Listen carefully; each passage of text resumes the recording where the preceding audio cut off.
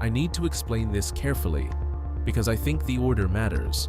I think the order might be the only thing that matters, and if I get it wrong, what I'm telling you will sound like the kind of story someone makes up to justify the thing they did. I didn't do anything. That's what I need you to understand. I followed the rules exactly as they were given to me. The problem is when they were given to me. I took the position at the Lindmore building because I needed night work. Simple as that. I'd been driving for a freight company out of Dayton for 11 years, and my lower back finally made the decision for me. And my doctor wrote it down on a form, and the freight company agreed with the form, and then I was home at 2 in the afternoon every day with nothing in my hands. My wife had been working double shifts at the hospital since March. I didn't like being in the house when she wasn't there. I don't mean that in a dark way. I mean the house felt like it was waiting for someone, and I wasn't the person it was waiting for. So when I saw the listing for an overnight facilities monitor at a commercial property in Enfield, 20 minutes east, I called the number that same day. The man who answered said his name was Calloway. He didn't say a first name. He told me the job was simple. The Lindmore building was a 6-story mixed-use property, mostly vacant, undergoing a slow transition between tenants. A few offices on the 2nd and 4th floors were still leased. The rest of the building was empty but maintained. My job was to be present from 10 at night until 6 in the morning. I would walk the building twice per shift, once at 11 and once at 3. I would check that exterior doors were locked. I would note any irregularities in a logbook kept at the front desk. I would not need to interact with anyone. The building would be empty during my hours. He asked if I had any questions, and I asked about pay, and he told me, and I said that was fine. He said I could start the following Monday. He said someone would meet me at the building to walk me through orientation. I asked who, and he said it would be him. That Monday, I drove out to Enfield in the dark. The Lindmore building was on Harker Street, set back from the road behind a wide concrete lot with no landscaping. It was not an attractive building. 6 stories of brown brick with narrow windows, built probably in the late 70s. The kind of structure that exists in every mid-sized city and that no one ever looks at twice. The parking lot was empty except for a single gray sedan near the main entrance. The building had no sign. I noticed that. I parked beside the sedan and sat in my truck for a moment and looked at the building and tried to decide if anything about it bothered me. Nothing did. It looked exactly like what it was. Calloway was waiting inside the front entrance. He was a thin man, maybe 60, with a gray mustache and reading glasses pushed up onto his forehead. He wore a dark blue jacket with no logo. He shook my hand and said welcome and walked me to the front desk, which was a long wooden counter with a phone, a logbook, a small lamp, and a ring of keys.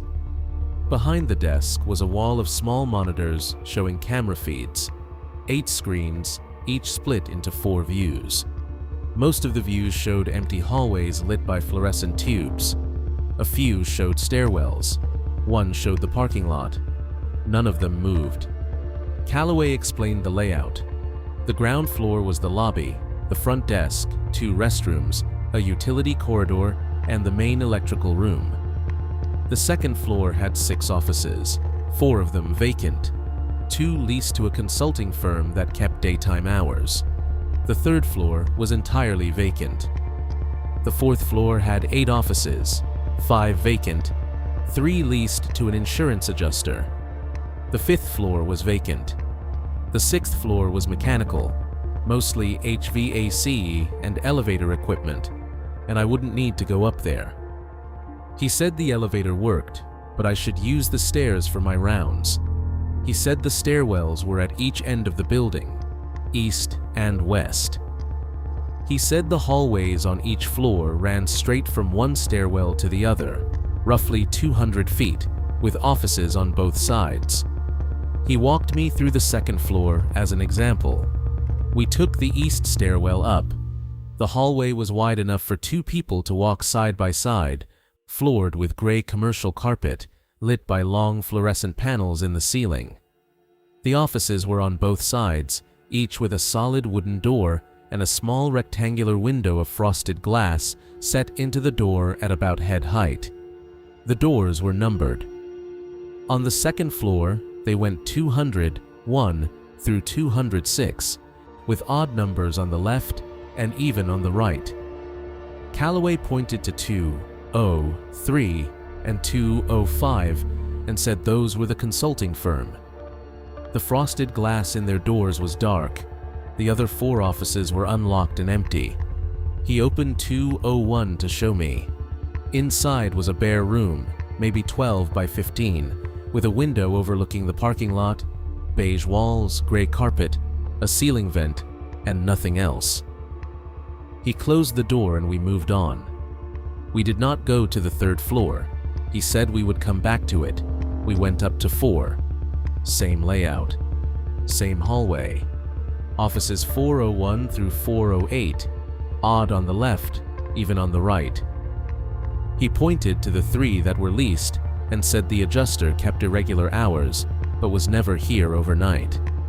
Then we went back down to the lobby. At the front desk, he opened the logbook and showed me the format. Date, time, floor, observation. He said most entries would be NTR, which stood for nothing to report. He showed me the key ring and identified each key. Front entrance, east stairwell, west stairwell, electrical room, and then individual office keys that I wouldn't need because the leased offices were the tenant's responsibility and the vacant offices were left unlocked. Then he said there was one more thing about the third floor. He said it calmly, the way you'd mention a policy about not parking in a fire lane. He said the third floor had a slightly different layout than the others. He said there were 5 doors on the third floor, not 6 or 8, and they were spaced unevenly. He said the third floor was in the middle of a renovation that had stalled, and some of the rooms had been partially combined or reconfigured. He said I should walk the third floor hallway during my rounds like any other floor, but I should not open the third door. I waited for him to say more. He didn't. I said, "The third door from which end?" He said, "From the east stairwell." He said I would enter the third floor hallway from the east stairwell and walk west. The third door I would encounter would be on the left side of the hallway. He said I would recognize it because it would be the third door. He said, "Do not open it." I asked why. He said it was a liability issue. He said the room behind the third door had exposed electrical work from the renovation and the floor had been partially removed. He said the building's insurance did not cover injury in that space. He said it was simpler to tell me not to open it than to explain the specific hazard. I said, "Okay." He gave me the key ring and showed me how to arm and disarm the front entrance, and then he left. I watched his sedan pull out of the lot and disappear down Harker Street, and then I was alone in the Lindmore building, and it was 10:17 on a Monday night in October. I want to describe what the building felt like when it was empty, because I think it's relevant. It didn't feel haunted. It didn't feel menacing. It felt the way an office building is supposed to feel at night, which is to say it felt like a place that was not designed for the hours I was occupying it.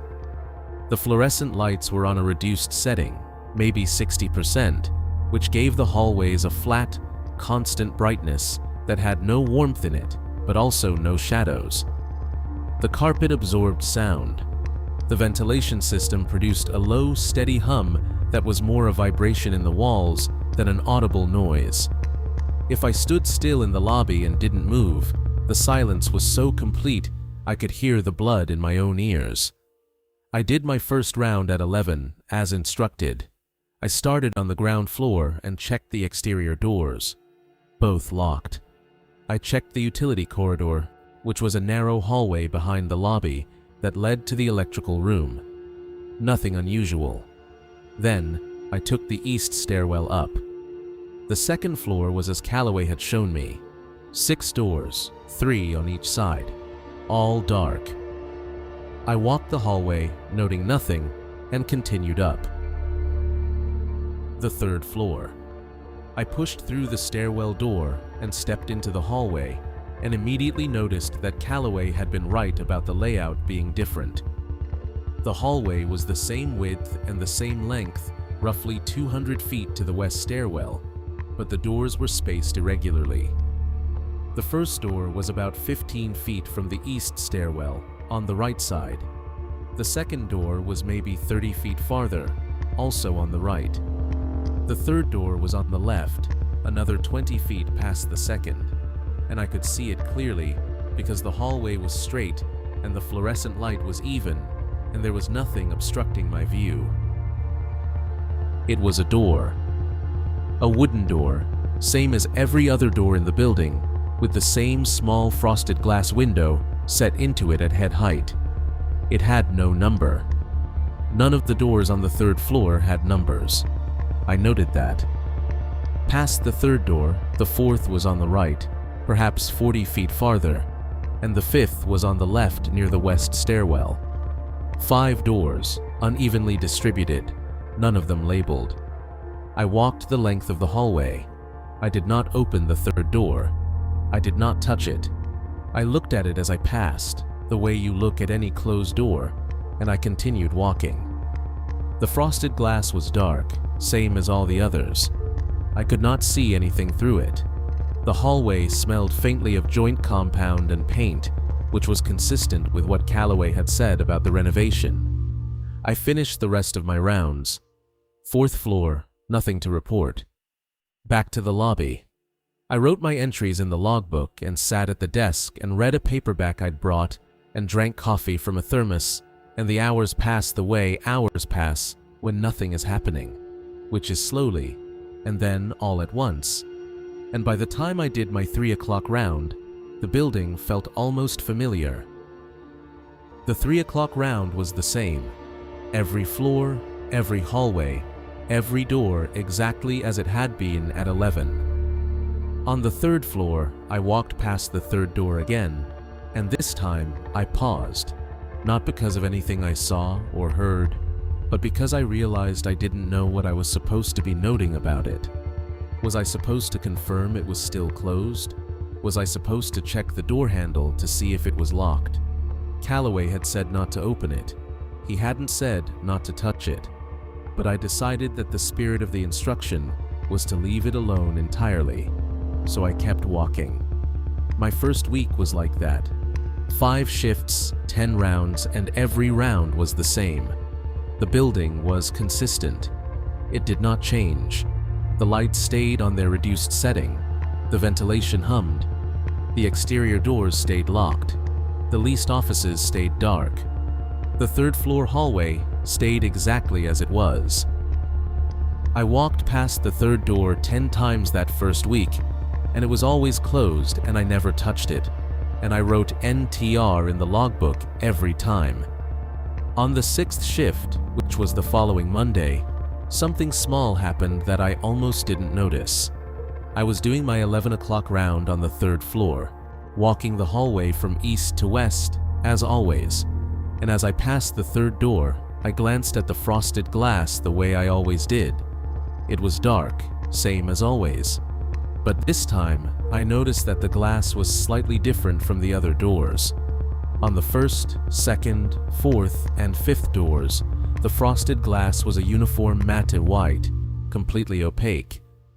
On the 3rd door, the glass had a faint grain to it, a subtle texture, like the surface of a frozen lake. It still blocked the view completely. I couldn't see anything through it. But the glass itself was different. I stopped and looked at it for maybe 10 seconds. Then I continued my round. I didn't write it in the logbook because I wasn't sure it was an observation. It might have been a different type of glass installed during the renovation. It might have always been that way, and I simply hadn't looked closely enough before. I decided it didn't matter. The following night, I checked again. The glass looked the same. that faint grain, that frozen texture. But this time, I also noticed something else. The gap at the bottom of the door, between the door and the floor, was slightly larger than on the other doors, maybe a 1/4 inch versus an 1/8. Again, this could have been the renovation. If the floor inside had been partially removed, as Calloway said, the gap might be wider simply because the surface was lower. It was consistent with his explanation. I didn't write this down either. On Wednesday of that second week, I was doing my 3 o'clock round, and I reached the 3rd floor and walked the hallway, and as I approached the 3rd door, I felt air. Not a draft exactly, not wind, just a faint current of air coming from the wider gap at the bottom of the door, and it was cooler than the hallway air by maybe 2 or 3 degrees. I could feel it on my ankles. I was wearing work boots and I could still feel it. I stopped and stood in front of the door and looked down at the gap and then up at the frosted glass, and I listened.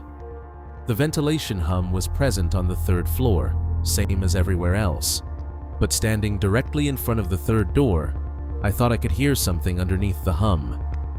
Not a sound exactly, but a quality of the silence behind the door that was different from the silence in the hallway. The hallway silence was flat and closed. The silence of a space with a ceiling and walls and carpet absorbing everything. The silence behind the 3rd door felt larger. It felt like the silence in a room with high ceilings, or in a stairwell, or in a space where sound could travel farther before it stopped. I stood there for maybe 30 seconds. Then I finished my round and went back to the lobby and wrote NTR, and sat at the desk and thought about what I'd noticed and decided it was nothing. An exposed room during renovation, with parts of the floor removed and possibly parts of the ceiling too, would have a different acoustic quality. The cool air could be coming from exposed ductwork or an uninsulated exterior wall. Everything I was noticing was consistent with what I'd been told. But I want to be honest about something.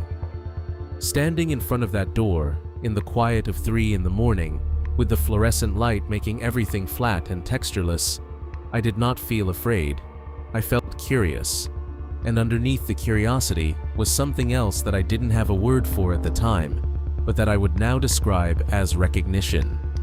As if I already knew what was behind the door. Not specific knowledge, not an image or a prediction, but a sense that the space behind the door was not unfamiliar to me. That I had already been in a room like that, or a place like that, and the cool air and the larger silence were confirming something I already knew. I didn't like that feeling, so I set it aside. On Thursday of the second week, I arrived for my shift and found a note on the front desk. It was handwritten on a plain white index card placed in the center of the desk beside the logbook. The handwriting was small and precise.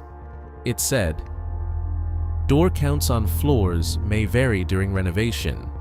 Use east stairwell entrance as reference for all door numbering." It was not signed.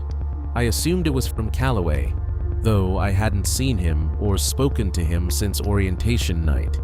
There was no other way to contact him. The listing I'd responded to had been taken down. The phone on the desk had no outgoing capability, only an intercom to the individual floors that I'd never used because there was never anyone to call. I read the note twice and put it back on the desk and thought about what it meant. Door counts on floors may vary during renovation. That suggested that the number of doors on a floor might change, that doors might be added or removed as the renovation progressed. This was plausible. If rooms were being combined, doors might be sealed or removed. If new rooms were being created, new doors might be installed. But the renovation was stalled. Calloway had said that. Nothing on the 3rd floor had changed in the 2 weeks I'd been working. No construction crew had come through. No materials had been delivered. The building was exactly the same night after night. The second part of the note, about using the east stairwell entrance as reference for door numbering, seemed to be reinforcing what Calloway had already told me. The third door is the third door from the east stairwell. Count from there. I did my 11 o'clock round. I went through each floor. On the second floor, 6 doors. On the third floor, 5 doors. On the fourth floor, 8 doors. Same as always. I paid close attention to the third floor. 5 doors, same positions, same spacing. The third door on the left, closed. Dark frosted glass with the faint grain, wider gap at the bottom. Cool air on my ankles, that deeper silence. NTR. The next Monday began my 3rd week. I arrived at 10 and the note was gone from the desk. In its place was a different note, same handwriting, same kind of index card. This one said, "If you observe a door you have not previously observed, do not include it in your count. Continue numbering from your original reference." I set the note down and looked at the security monitors behind the desk. 8 screens, 32 views. Hallways, stairwells, parking lot. All static, all empty. I looked for the 3rd floor hallway. It took me a moment to find it because the camera angles were slightly confusing, but I identified it on the upper right screen, lower left quadrant. The image showed the hallway from the east end, looking west. I could see the hallway stretching away, the fluorescent light panels in the ceiling, the gray carpet, and the doors. I counted them. 5 doors, same as always. But looking at the monitor, I noticed something I hadn't noticed when walking the hallway in person. Between the 2nd door on the right and the 3rd door on the left, there was a section of wall that was slightly different in color from the rest. Not dramatically. On the monitor, it looked like a subtle variation in the paint, a rectangular area on the left wall, maybe 4 feet wide and 7 feet tall, where the beige was a shade lighter. The shape of it was exactly the size and proportion of a door. I went up to the 3rd floor. I walked the hallway slowly, starting from the east stairwell, and when I reached the section of wall between the 2nd and 3rd doors, I stopped. In person, the color variation was even less noticeable than on camera. I might not have seen it at all if I hadn't been looking for it. But it was there. A rectangular area of the left wall, between the 2nd door on the right and the 3rd door on the left, where the paint was slightly different. No door frame, no frosted glass window, no handle, just wall, but shaped exactly like where a door had once been, or where a door would go. I stood there and looked at it, and then I counted the doors again. From the east stairwell, walking west. 1st door, right side. 2nd door, right side. Patch of different colored wall, left side. 3rd door, left side. 4th door, right side. 5th door, left side. 5 doors and 1 patch. But if the patch was where a door had been, a door that had been removed during the renovation and walled over, then at some point there had been 6 doors on this floor. And if there had been 6 doors, then the current 3rd door, the one I was told not to open, would have been the 4th door, and the sealed over patch would have been the 3rd door, which meant either the numbering had changed when the door was removed, making the instruction to avoid the 3rd door relative to the current layout, or the instruction referred to the original 3rd door, which no longer existed as a door, which meant the rule was either outdated or referred to something that was no longer possible to violate. I thought about the note. If you observe a door you have not previously observed, do not include it in your count. Continue numbering from your original reference. The patch was not a door. I had not previously observed it as a door. The instructions seemed to anticipate exactly this kind of ambiguity. Count from your original reference. The 3rd door from the east stairwell was the same 3rd door it had always been. The one on the left, with the grained glass, with the wider gap, with the cool air. I finished my round. I wrote NTR, but I didn't feel settled. I felt like I'd answered a question correctly on a test without understanding why the answer was correct. The note had told me what to do with a new door, but the patch wasn't a new door. It was an old door, maybe, or the ghost of a door. And the note had arrived before I'd noticed the patch, as if it anticipated my confusion, which meant either the note was standard procedure given to all monitors at this point in their employment, or someone knew I was about to notice. I want to say something about the logbook. I'd been writing NTR every shift for 2 weeks, but that week, the third week, I started reading back through previous entries. The logbook was a hardbound book with lined pages, and my entries started about a third of the way through. The pages before mine were filled with other entries in other handwriting. I hadn't looked at them closely before. Now I did. The most recent entries before mine were from someone with small, angular handwriting, and they covered a period of about 6 weeks. Their entries were almost all NTR, same as mine.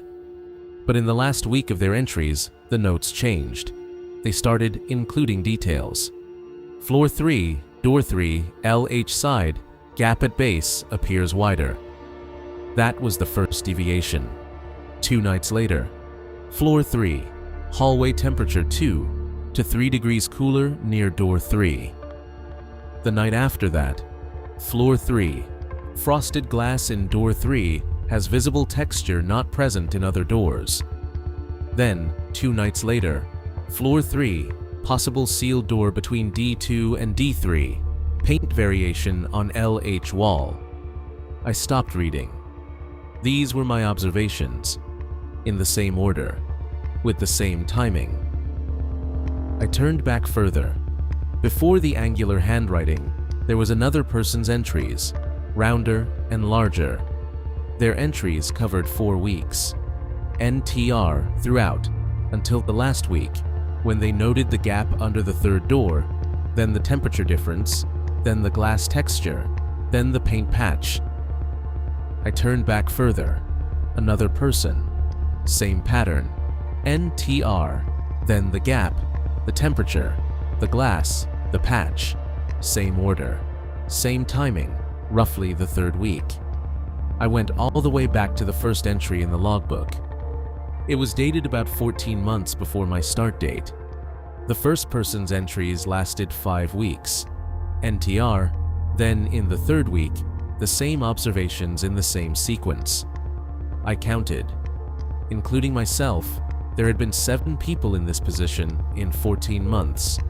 Every single one of them had noticed the same things about the third door in the same order at roughly the same point in their employment, and every single one of them had stopped writing entries at some point during or shortly after these observations. The logbook simply moved on to the next person's handwriting. No final entry. No last shift note. Just a stop, a gap of blank space, and then a new person writing their first NTR. I closed the logbook and sat at the desk for a long time. The monitors glowed. The hallways were empty. The parking lot was empty. The building hummed. I did my 3 o'clock round that night, and everything was the same. 5 doors on the third floor. The patch of lighter paint on the left wall. The third door closed. I walked past it and felt the cool air and heard the deeper silence and kept walking. When I got back to the lobby, I opened the logbook again and looked at the entries from the person just before me, the one with the angular handwriting. Their last entry was on a Wednesday. NTR for floors 1, 2, and 4. For the third floor, they had written, Door 3, LH side. Handle moves freely. Door appears to be unlocked. That was their last entry. I want to be precise about what I felt when I read that. I did not feel afraid. I felt a door open in my understanding, if you'll forgive the expression. I felt a piece of something settle into place. The third door was unlocked. It had been unlocked when the previous person was here. It might still be unlocked now, and the instruction was not to open it. But if it was unlocked, That meant either it had never been locked, or someone had unlocked it, or the lock didn't work, or there was no lock. In any of these cases, the rule, "do not open the third door," was not supported by any physical mechanism. The only thing keeping the door closed was the instruction itself. And I understood something else. Every person who'd had this job had followed the same path. Notice the gap, notice the temperature, notice the glass, notice the patch, find the logbook, read the entries, discover the door was unlocked. Each of these realizations arrived in sequence, like steps, and each step brought you closer to the door. Not physically closer. I was no nearer to the third door sitting at the lobby desk than I'd been on my first night, but I was closer in a different way. I was closer to understanding that the door could be opened, and understanding that the door could be opened was itself a kind of proximity. I finished my shift and drove home, and slept and came back the next night. There was a new note on the desk, same handwriting, same index card. It said, "Thank you for your continued attention to the third floor. Please note that door handles may be tested visually without contact. If a handle appears to be in an unlocked position, this does not constitute an irregularity." The note told me two things. First, that someone was reading the logbook between my shifts, because the note responded to the previous monitor's observation about the handle. Second, that an unlocked door on the third floor was not considered a problem. It was expected. It was within the parameters of normal. I put the note down and did my 11 o'clock round. When I reached the third floor, I walked the hallway as always, and when I reached the third door, I looked at the handle.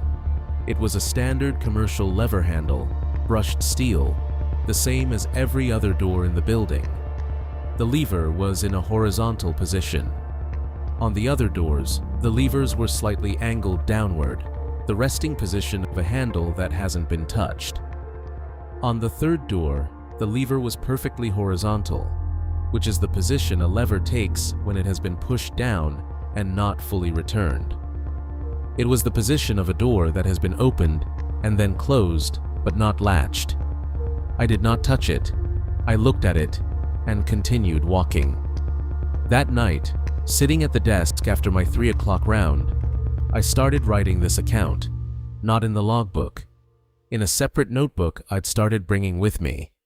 I wrote down everything I've told you so far, in as much detail as I could remember, because I had the sense that the sequence mattered, that if I didn't record each step as it occurred, I would later be unable to distinguish what I'd noticed from what I'd been told, and what I'd been told from what I'd concluded, and what I'd concluded from what was actually true. The fourth week. On Monday, I arrived and there was no note on the desk. I did my 11 o'clock round. The building was the same. The third floor was the same. 5 doors, 1 patch. The third door closed with its horizontal handle and its grained glass and its cool air. I walked the hallway from east to west and timed it.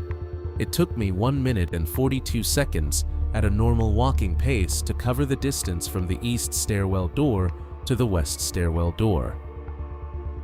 On Tuesday I arrived and the desk was clean, no note. I did my round at 11. The third floor was the same. I timed the hallway again, 1 minute and 42 seconds. On Wednesday I arrived and did my round, and on the third floor I counted the doors, and there were 6. I stopped. I was standing about halfway down the hallway, and I counted again, starting from the east stairwell. First door, right side, about 15 feet from the stairwell. Second door, right side, about 45 feet from the stairwell. Third door, left side, about 65 feet from the stairwell. This was the one with the grained glass and the horizontal handle. I noted it and continued counting. Fourth door, right side, about 90 feet. Fifth door, left side, about 110 feet. And then, near the west stairwell, a sixth door on the right side that I had never seen before. I walked to it. It was identical to the other doors. Same wood, same frosted glass window, same brushed steel lever handle. The handle was angled slightly downward in the normal resting position. The glass was the uniform matte white of the other doors, not the grain texture of the third door. The gap at the bottom was the standard 1/8 of an inch. There was no cool air. There was no deeper silence. I stood in front of it and remembered the note. If you observe a door you have not previously observed, do not include it in your count. Continue numbering from your original reference. So, the third door was still the third door. This new sixth door was, according to the instructions, not to be included in my count. It was simply there, unexplained, but not an irregularity, apparently, because the note had anticipated it. I reached for the handle of the sixth door and then stopped. The instruction was about the third door.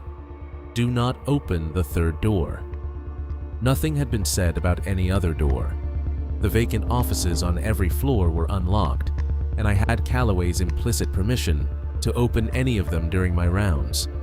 This sixth door, if it was a door to a vacant office, should be the same. I pushed the handle down. It moved smoothly. I opened the door. Inside was a room. A standard office, maybe 12 by 15, with beige walls and gray carpet and a window overlooking the parking lot and a ceiling vent. It was empty. It was the same as every other vacant office I'd seen in the building. The fluorescent panel in the ceiling was on, reduced setting, same as the hallway. I stepped inside and looked around. Nothing.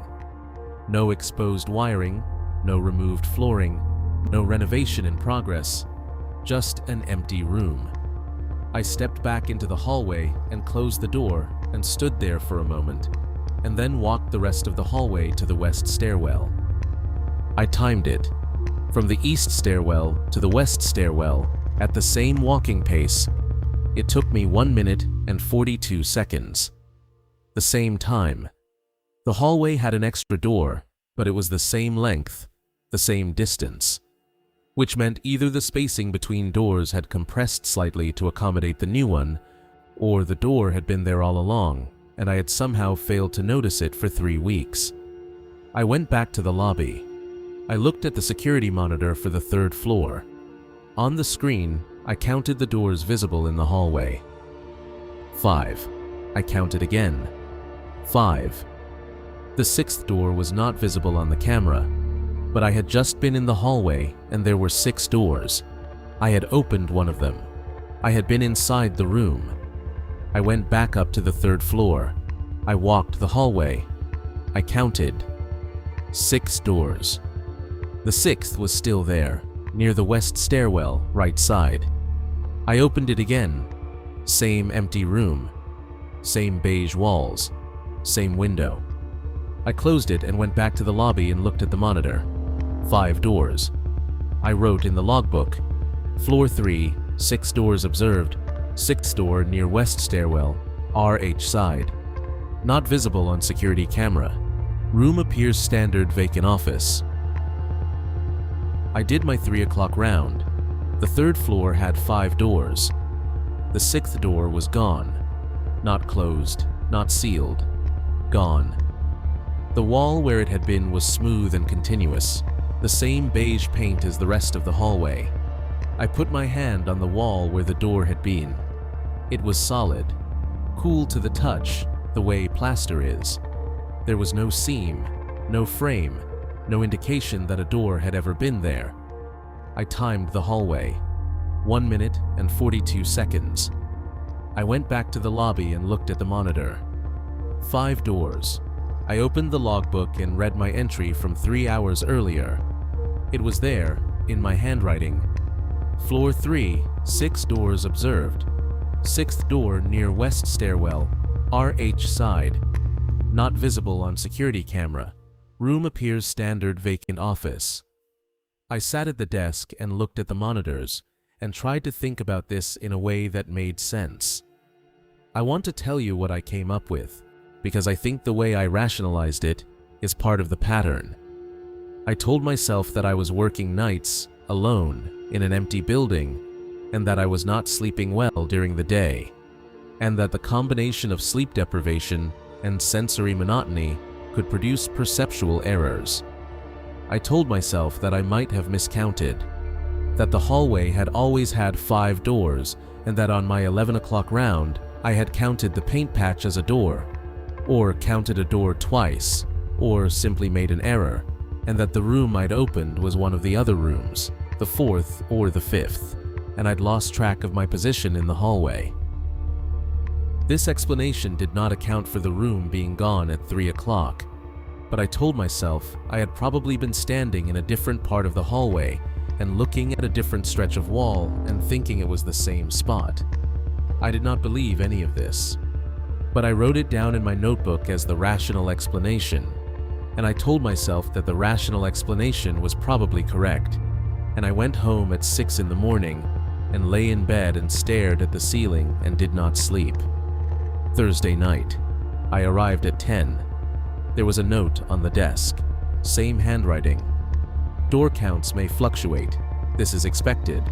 Please do not include new doors in your count. The 3rd door remains the 3rd door. I read the note 3 times. The 3rd door remains the 3rd door. It was a statement that should have been obvious. The 3rd door was the 3rd door. But in the context of doors appearing and disappearing, in the context of a hallway that maintained its length regardless of how many doors it contained, the statement felt less like a clarification and more like an anchor, as if the 3rd door needed to be continuously identified, as if, without the instruction to count it as the 3rd door, it might become something else. I did my 11 o'clock round. 3rd floor. I entered from the east stairwell and counted. 5 doors, same as the original layout. The patch of lighter paint between the 2nd and 3rd doors. The 3rd door on the left, with its grained glass and its horizontal handle, and its cool air and its deeper silence. Everything was the same as it had been on my first night, 3 weeks ago. Except for one thing. The frosted glass in the 3rd door was not dark. I stopped about 6 feet away from the door and looked at it. The frosted glass was still opaque, still that grained texture like a frozen lake. But behind it, there was light. Not bright light, not a fluorescent panel. A faint, warm, yellowish light, like a single bulb or a lamp, coming from somewhere inside the room. It was dim enough that I might not have noticed it if the hallway had been brighter. But at the reduced nighttime setting, the hallway's fluorescence gave off a slightly blue-white cast, and the light behind the frosted glass was distinctly warmer, distinctly different. I stood there and looked at it. The light did not move or flicker. It was steady. It was the light of a room that was occupied, a room where someone had turned on a lamp and was sitting quietly. I listened. The deeper silence was still there, that sense of a larger space behind the door. But now, underneath it, I thought I could hear something else. Not a voice, not movement. A hum, a low resonant hum, different from the ventilation. The ventilation hum was mechanical, consistent, without variation. This hum had a quality to it that I can only describe as organic. It rose and fell in pitch very slightly, by fractions of a tone, in a pattern that was too slow to be rhythmic, but too regular to be random. I stood in front of the 3rd door for 2 minutes. I counted. I watched the light. I listened to the hum. Then I walked the rest of the hallway and went back to the lobby. I wrote in the logbook, Floor 3, Door 3, LH side, light visible through frosted glass, warm tone, steady. Low hum audible, non-mechanical. I went back up for my 3 o'clock round. The light was still there. The hum was still there. Nothing had changed. I wrote the same in the logbook. Friday night. Same. Light. Hum. I timed how long I stood in front of the door. 11 o'clock round, 3 minutes. 3 o'clock round, 4 minutes. I did not notice the extra minute passing. Saturday night, I arrived at 10, and there was no note on the desk. The light was there on the 11 o'clock round. The hum was there. I stood in front of the door for 6 minutes. I know this because I checked my watch before and after. Standing in front of the door, looking at the warm light through the grained glass, listening to the hum. I experienced something that I need to describe carefully because it is the point at which my account becomes difficult. I did not have a vision. I did not hallucinate. I did not hear a voice. What happened was more like a shift in the quality of my attention. My awareness, which had been focused on the door, the light, the hum, expanded to include the hallway around me in a way that felt different from normal perception. I became aware of the hallway not as a space I was standing in, but as a space I was part of. The fluorescent light, the carpet, the walls, the doors, the air, all of it felt like a single continuous system, and I was inside it the way a component is inside a machine, not trapped, integrated. And then, still standing there, still looking at the frosted glass, I became aware that the hallway behind me was longer than it should have been. I didn't turn around. I didn't need to. I could feel it. The east stairwell, which should have been about 65 feet behind me, felt farther away. The hallway had extended, not by a dramatic amount, maybe 20 feet, maybe 30. Enough that if I turned around and walked back, it would take me slightly longer to reach the stairwell than it should. I turned around. The hallway looked the same. I could see the east stairwell door at the far end. It didn't look farther away. But I walked to it, and it took me 52 seconds, and I had been 65 feet from the stairwell, and 52 seconds was too long for 65 feet at a normal walking pace. On my first night, the entire hallway, 200 feet, had taken 1 minute and 42 seconds. 65 feet should have taken about 33 seconds. 52 seconds was the time for roughly 100 feet.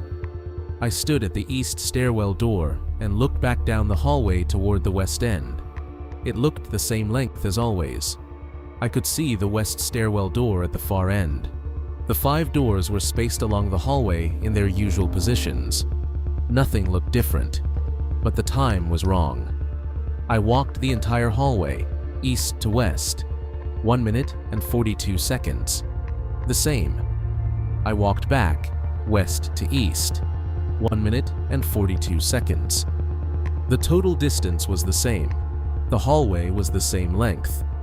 But the distance between me and the east stairwell, when I'd been standing in front of the 3rd door, had been longer than it should have been, which meant the distance between me and the west stairwell at that same moment had been shorter. The hallway had redistributed itself around me. The total was constant, but the parts were variable. I went back to the lobby and sat at the desk and did not write anything in the logbook. I sat there until 6, and then I left. I didn't come back on Sunday night. I called in using the number on the listing, which I'd saved in my phone. No one answered. I left a message saying I was sick.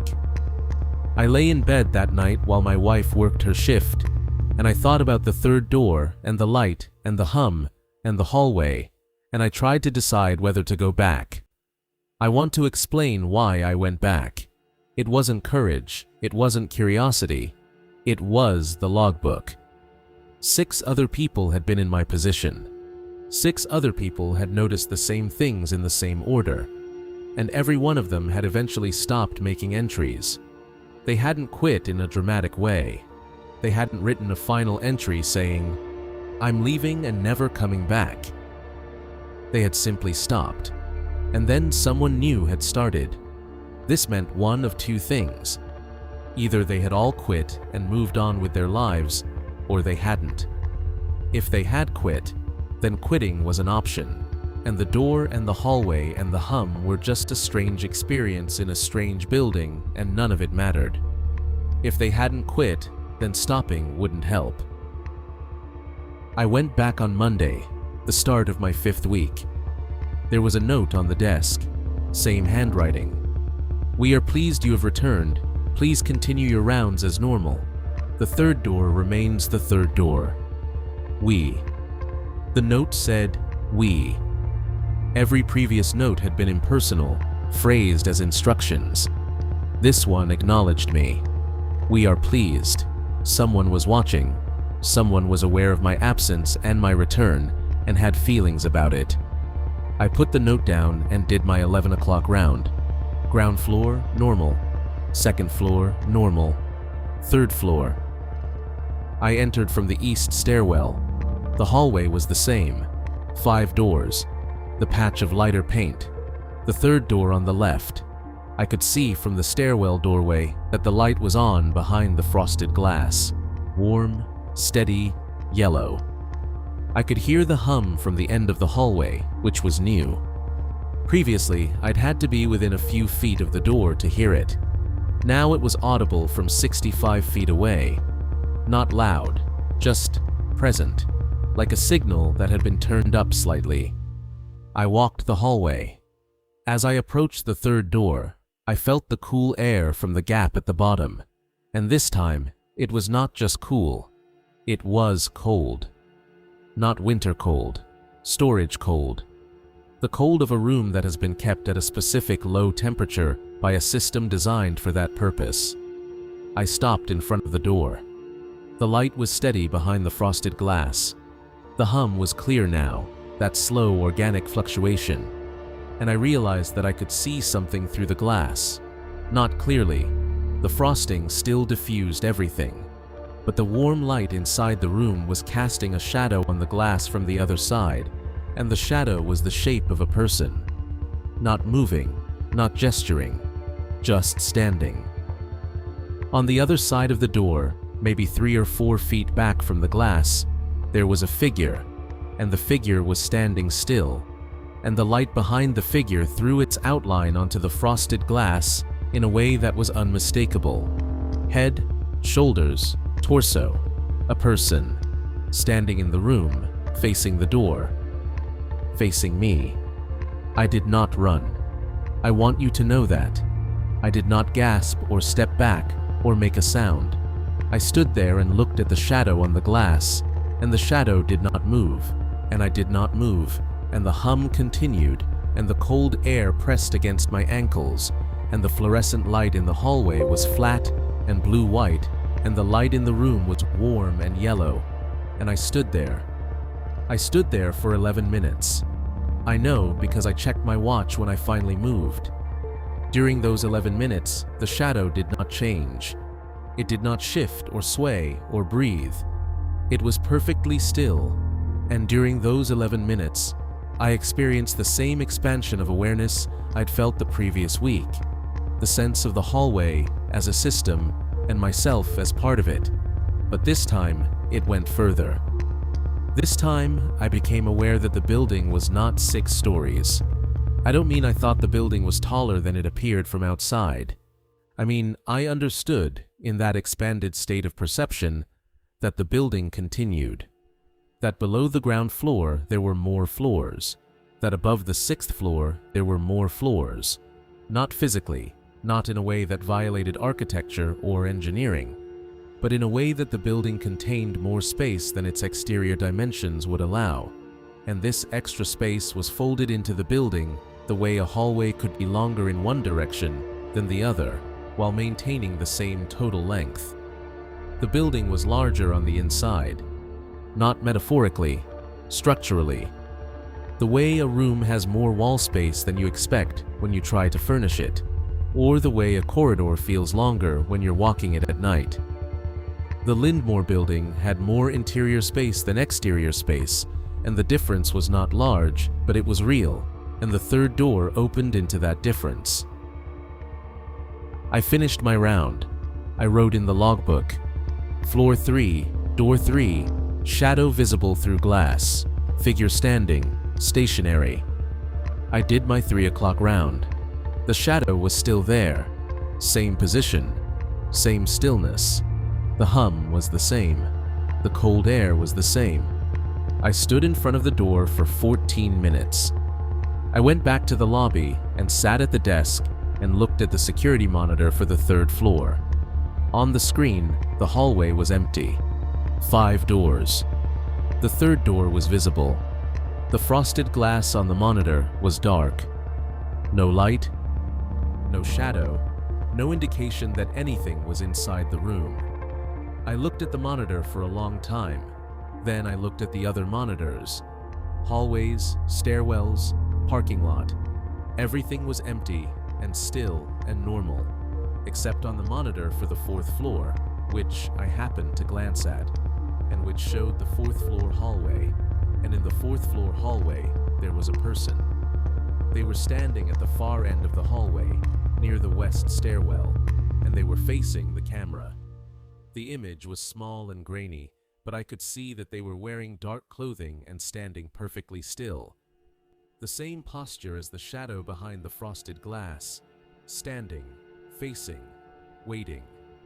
I looked at the monitor, and the person on the 4th floor stood at the end of the hallway and did not move. I got up from the desk and went to the east stairwell and climbed to the 4th floor. I opened the stairwell door and looked down the hallway. It was empty. 8 doors, 4 on each side, all closed. The hallway was lit by fluorescent panels at the reduced nighttime setting. There was no one at the far end. There was no one anywhere. I went back to the lobby and looked at the monitor. The person was gone. The 4th floor hallway was empty. I sat down. I opened my notebook and wrote down what I had seen and the times, and then I sat there until 6, and then I left. I came back every night that week. Every night the light was on behind the 3rd door. Every night the shadow was there. Every night the hum was present. The shadow never moved. The cold air never stopped. The hallway on the 3rd floor was always 1 minute and 42 seconds from end to end, but the distances within it were inconsistent. Some nights, the 3rd door felt closer to the east stairwell than it should have been. Some nights, it felt farther. The total was always the same. On Wednesday of that week, I saw the figure on the 4th floor monitor again. Same position, west end of the hallway, facing the camera. When I went to check, the hallway was empty. When I came back, the monitor was clear. This happened 2 more times that week, on Thursday and Friday. Same figure, same position, same disappearance when I went to verify. On Friday, I noticed that the figure on the monitor was not at the west end of the hallway. It was at the east end, closer to the stairwell I used, closer to me. On Saturday, I noticed it was halfway down the hallway. I did not go up to the 4th floor that night. The 6th week, Monday. There was a note on the desk, same handwriting, but this time the note was longer. It read, "The 3rd door remains the 3rd door. You have shown consistent observational ability. At this point in your employment, you may have questions about the nature of the building, the renovation, and the 3rd door. These questions are natural. Please understand that the renovation is ongoing, even when no visible work is taking place. The building is adjusting to accommodate changes in its internal structure. This process is gradual and should not cause alarm. Your role as facilities monitor is to observe and record. You are not required to intervene. You are not required to understand. Please continue your rounds as normal." I read it 4 times. The building is adjusting to accommodate changes in its internal structure. This was the first note that acknowledged the building was doing something unusual. Every previous note had framed the irregularities as normal, expected, nothing to worry about. This note was different. It admitted that the building had an internal structure that was changing, and it acknowledged that this might cause questions. But it told me not to seek understanding. Just observe. Just record. I did my 11 o'clock round. Ground floor, normal. Second floor, normal. Third floor. I entered from the east stairwell, and the hallway was dark. Not completely dark. The fluorescent panels were off, but there was light coming from the third door, that warm yellow light, and it cast a faint glow into the hallway that allowed me to see the outlines of the walls and the floor and the other doors. The rest of the third floor was dark, and the only illumination came from behind the frosted glass of the third door. I stood in the stairwell doorway and looked at the hallway. I had never seen any floor of the building with the lights off. I had been told nothing about the lighting being variable.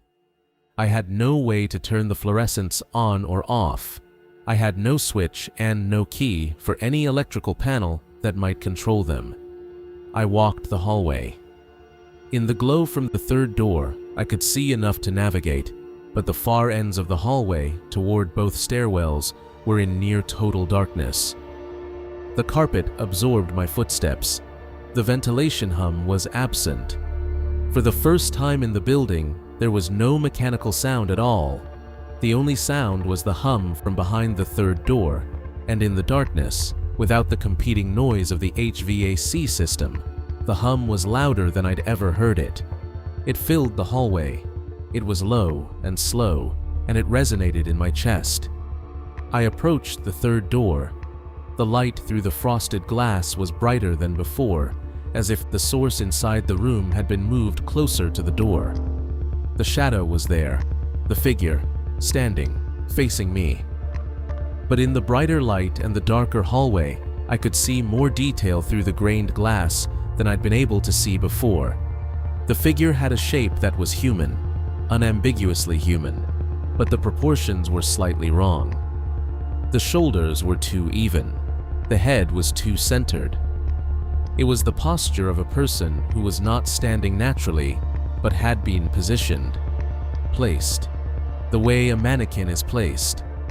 Except I could see, in the brighter light, that the figure was breathing. The outline of the torso expanded and contracted very slightly, in rhythm with the hum. The hum was the figure's breathing. I had been hearing it for weeks. The organic quality I'd noticed, the slow rise and fall in pitch, was respiration. Something behind the third door was breathing, and the sound of its breathing was the hum that had been filling the hallway, growing louder night by night, becoming audible from farther and farther away. I stood in front of the door for 22 minutes. The breathing continued. The light was steady. The cold air pooled around my feet and climbed my shins. The hallway was dark and silent, except for the hum. After 22 minutes, I looked down at the door handle. The lever was still horizontal, still in the position of a door that had been opened and closed, but not latched. And I noticed something I had not noticed before, or that had not been there before.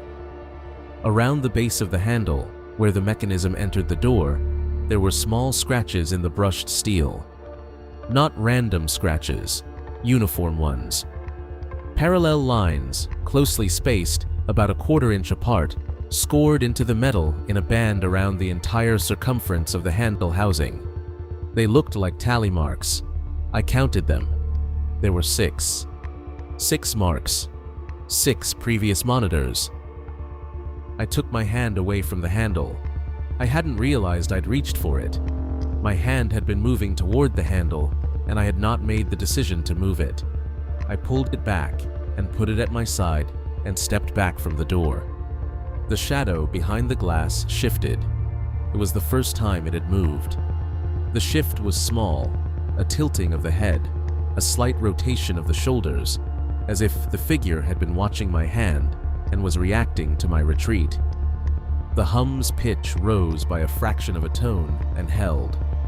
I turned and walked to the east stairwell. I did not run. I walked at a normal pace.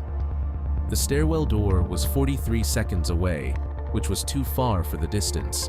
The hallway was stretching again, expanding between me and the exit while I walked, and I understood that it was doing this because I was moving away from the third door, and the building did not want me to move away from the third door. I reached the stairwell. It took me 58 seconds. It should have taken 33. I pushed through the door and went down to the lobby and sat at the desk and did not do my 3 o'clock round. At 3:15, I looked at the security monitor for the 3rd floor. The hallway was lit, fluorescent panels on at reduced setting, normal brightness. 5 doors, all closed, all with dark frosted glass. No light behind the 3rd door, no shadow. The hallway was exactly as it appeared every other night, clean, empty, normal. I looked at the 4th floor monitor. The hallway was empty. I looked at the 2nd floor monitor. The hallway was empty. I looked at the ground floor monitors. The lobby was empty. The utility corridor was empty. The parking lot showed my truck and nothing else.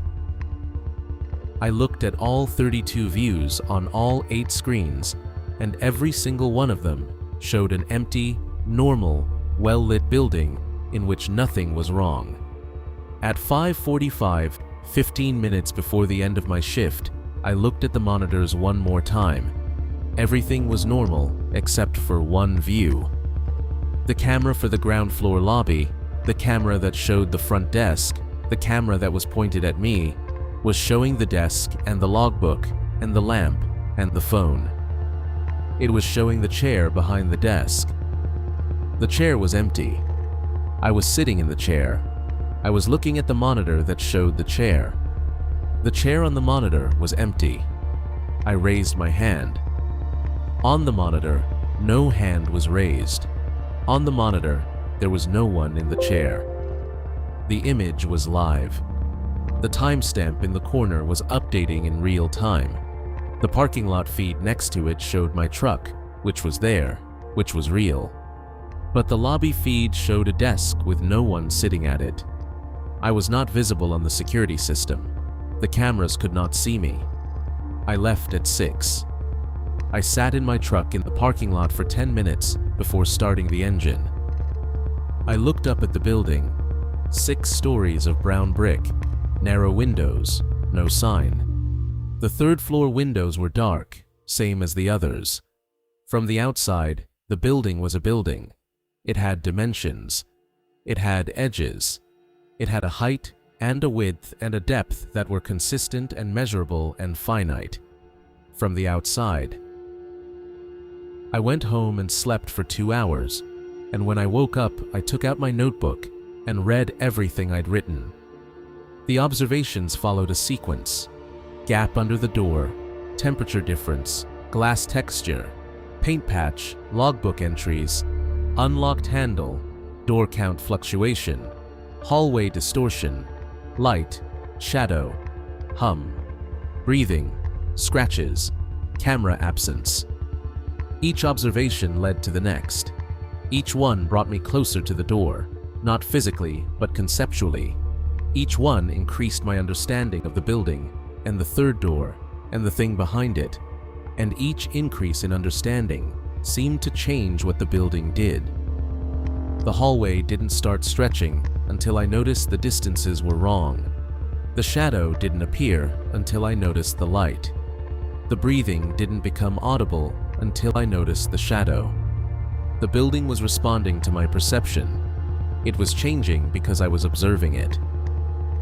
Or, and this is the thought that kept me awake for the next 3 nights, the building was not changing at all. The building had always been like this. The hallway had always been variable. The light and the shadow and the breathing had always been there. The 6th door had always been appearing and disappearing. The cameras had never been able to see me. All of these things were true from the first night, and the only thing that changed was my ability to perceive them. The sequence in the logbook, the same observations in the same order from every monitor, was not a record of the building's progressive deterioration. It was a record of progressive perception. The building was teaching us to see it. One step at a time, in a specific order, it was revealing itself. And the 3rd door was the final step. I went back Monday night, the start of my 7th week. I had thought about not going back. I had thought about it for 3 days. but I kept returning to the logbook. 6 people before me. 6 sets of observations that followed the same path and then stopped. And the scratches on the handle. 6 marks. If I was going to be the 7th mark, it was going to happen whether I was at the building or not. That's what I believed by then. The building had already included me. The observation was already underway. My name was in the logbook, and my handwriting was on the pages, and the monitor showed an empty chair where I sat, and none of that was going to happen because I stayed home. There was a note on the desk. The handwriting was different this time. Not the small, precise writing of the previous notes. This was larger, rounder, and I recognized it. It was the handwriting of the first person in the logbook, the monitor who'd had this job 14 months ago. Their note said, "It is easier if you don't count." I put the note down and did my round. Ground floor, 2nd floor, normal. I went to the 3rd floor. The hallway was lit. Fluorescent panels at reduced setting, 5 doors. The patch of lighter paint between the 2nd and 3rd doors. The 3rd door on the left, with its grained glass and its horizontal handle. The light behind the glass was off. The hallway was silent. No hum. No cold air. The 3rd floor hallway was exactly as it had been on my first night, 6 weeks ago. As if nothing had ever been different. I walked the hallway. 1 minute and 42 seconds. I stopped in front of the 3rd door. The frosted glass was dark. The gap at the bottom showed nothing. The handle was horizontal.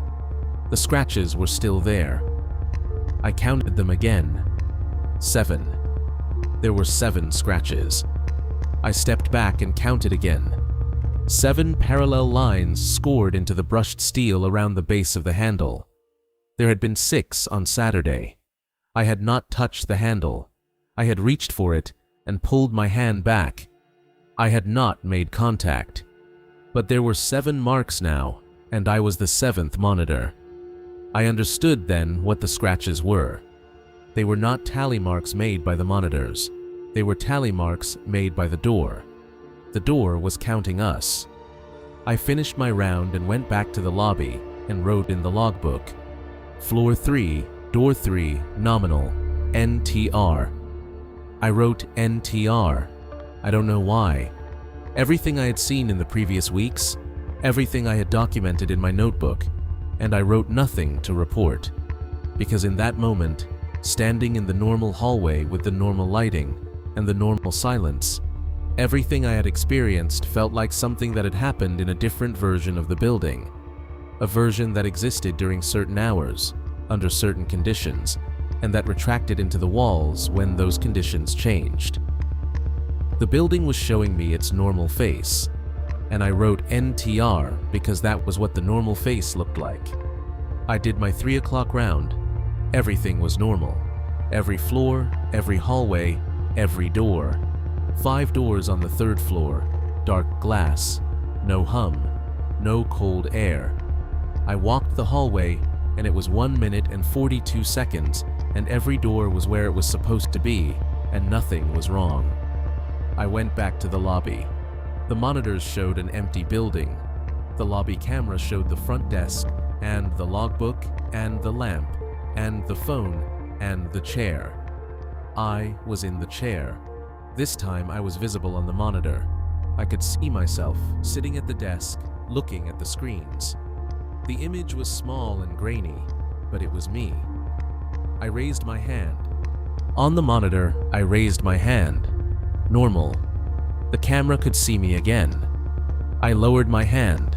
On the monitor, I lowered my hand. But then, on the monitor, I stood up. I watched myself stand up from the chair and step out from behind the desk and walk toward the east stairwell.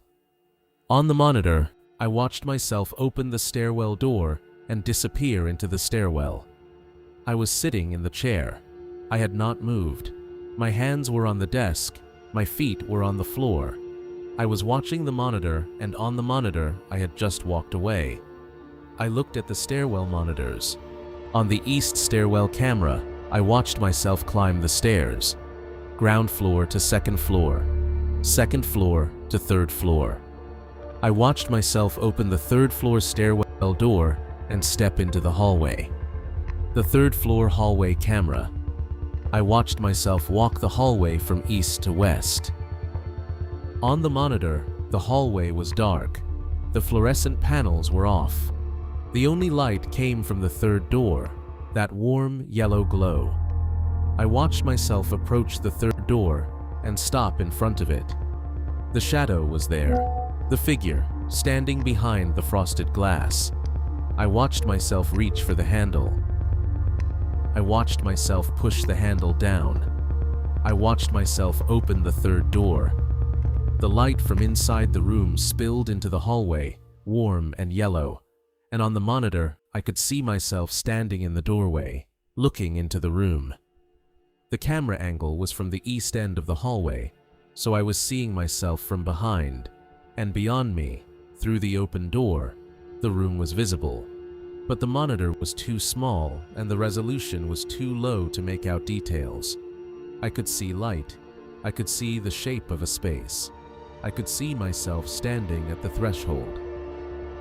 On the monitor, I stepped inside. The door closed behind me. The third floor hallway camera now showed a dark hallway with 5 closed doors and no one in it. I sat at the desk. I had not moved. I was in the chair. My hands were on the desk. I was breathing. The logbook was in front of me. The monitors glowed. On the third floor camera, the hallway was dark. The fluorescent panels were off. The third door was closed. Behind the frosted glass, the warm yellow light was on, and through the grained glass, there were 2 shadows now. 2 figures standing in the room, facing the door. I want to tell you that I left. I want to tell you that I stood up from the desk and walked out the front door and got in my truck and drove home and never came back. I want to tell you that, but I need to be accurate because the sequence matters. I looked down at the logbook. My last entry said, Floor 3, Door 3, Nominal, NTR. Below it, in my handwriting, there was a new entry I had not written. It said, Floor 3, Door 3. Door opened, room entered. Observation complete. The timestamp on the entry was 3:47 a.m. I looked at my watch. It was 3:47 a.m. I looked at the monitor for the lobby, the front desk, the logbook, the lamp, the phone, the chair. The chair was empty. I was sitting in it, but the chair was empty, and I understood. The version of me that the cameras could see had gone up the stairs and opened the third door and entered the room, and the door had closed behind him. That version was inside. The version of me that was sitting in the chair was the version the cameras could not see. I was the remainder. I was what was left in the chair after the part of me that mattered walked into the room. The note had said it is easier if you don't count. I understood now what it meant. Don't count the doors. Don't count the scratches. Don't count the minutes in front of the door or the seconds between you and the stairwell. Don't count because counting is measuring, and measuring is observing, and observing is what opens the door. The door was never locked because it didn't need to be locked. The door opened when you understood it enough to open it, and understanding was not a choice. It was a sequence that the building initiated the moment you started paying attention. I was told not to open the third door, but by the time I was told, I had already entered the building. I had already started my rounds. I had already begun to observe. The rule arrived after the process was underway. It was never a warning. It was a marker. It told you which door to pay attention to. It drew your focus. It ensured that, out of all the doors in the building, your mind would return again and again to the third one, and your attention would build incrementally, night after night, and each increment would bring the door closer to opening. The rule did not prevent you from opening the door. The rule was how the door opened. I am still at the desk. It is after 6. The sun should be coming up, but the windows in the lobby show darkness. My truck is in the parking lot on the monitor, but the parking lot is dark. The building is quiet. The ventilation hum is gone. The fluorescent panels in the lobby are still on, reduced setting, flat blue-white light, and I am sitting in the chair and writing this in my notebook. The logbook has one more entry below the one I didn't write. It is in different handwriting. Small, precise. Calloway's handwriting. It says, "Position vacant. Please contact for availability." The monitors show the building, empty hallways, empty stairwells, a dark parking lot. On the third-floor camera, the hallway is dark, and the light behind the third door is warm and yellow, and there are 2 figures standing in the room behind the frosted glass. One of them is facing the door. The other one is sitting down. I think the one sitting down is writing.